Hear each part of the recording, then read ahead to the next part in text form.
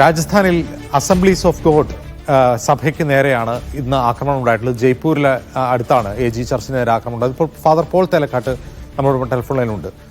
Father Paul Thelakkat, ഈ ആക്രമണം ഇപ്പോൾ ഛത്തീസ്ഗഡിൽ കന്യാസ്ത്രീകൾ അറസ്റ്റിലായപ്പോൾ വലിയ തോതിലുള്ള എതിർപ്പും ഒക്കെ ഉയർന്നു. പക്ഷേ ദൈനംദിനം നമ്മൾ റിപ്പോർട്ട് ചെയ്യപ്പെടാത്ത അത്ര മറ്റ് സഭകൾ ആക്രമിക്കപ്പെടുന്നുണ്ട്. അവിടെ അസംബ്ലീസ് ഗോഡ് ഒരു ഉദാഹരണം. ഒരുപക്ഷെ പൊന്തുകോസ് സഭകളായിരിക്കും ഏറ്റവും കൂടുതൽ ആക്രമിക്കപ്പെടുന്നത് ഈ ഉത്തരേന്ത്യയിൽ. ഒരു തരത്തിലുള്ള പ്രതികരണവും ക്രൈസ്തവ സഭാ കൂട്ടായ്മകളിൽ ഉണ്ടാവുന്നില്ല.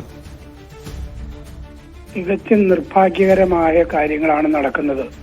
ഇവിടെ ഇതാ സൂചിപ്പിക്കുന്നത്, BJP ഭരിക്കുന്ന ഉത്തർപ്രദേശിലെ സംസ്ഥാനങ്ങളിൽ, ഗ്രാമപ്രദേശങ്ങളിൽ പോലീസ് അല്ല നിയമകാര്യങ്ങൾ നടപ്പിലാക്കുന്നത്. അത് ബജ്രംഗ് പോലുള്ള സംഘപരിവാറിന്റെ തീവ്രവാദ സംഘങ്ങളാണ്. അവരാണ് ഈ ആളുകളെ അടിക്കുകയും ആളുകളെ മെക്കിട്ടുകയും ഒക്കെ ചെയ്യുന്നത്. ഇത് കണ്ടാൽ പോലീസ് മാറി നിൽക്കുകയും ഒന്നും ചെയ്യാതിരിക്കുകയും ചെയ്യാണ്. ഇതാണ് നിയമം മുഴുവൻ ബജ്രംഗ് ദൾ പോലുള്ള സംഘടനകൾക്ക് ഏൽപ്പിച്ചു കൊടുത്ത് സർക്കാർ മാറി നിൽക്കുന്ന ഒരവസ്ഥയാണ് ഉണ്ടായിരിക്കുന്നത്. അതായത് പൊതുജനത്തിന്റെ ഈ ആൾക്കൂട്ട വിചാരണയും ആൾക്കൂട്ട ഭരണവുമാണ് നടക്കുന്നത്. അതിന് സർക്കാരിന്റെ എല്ലാവിധ ഒത്താശകളും ഉണ്ട്. ഇതാണ് ഒരു വർഗീയമായ ഒരു ജാതിയുടെയും വർഗത്തിന്റെയും പേരിലുള്ള മതത്തിന്റെയും പേരിലുള്ള അക്രമമാണ്. ആ ആക്രമണത്തെ എല്ലാവിധത്തിലും സർക്കാർ സപ്പോർട്ട് ചെയ്യുന്നു, പിൻതാങ്ങുന്നു എന്ന ഗൗരവമായ പ്രതിസന്ധിയാണ് BJP ഭരിക്കുമ്പോൾ ഉണ്ടാകുന്നത്.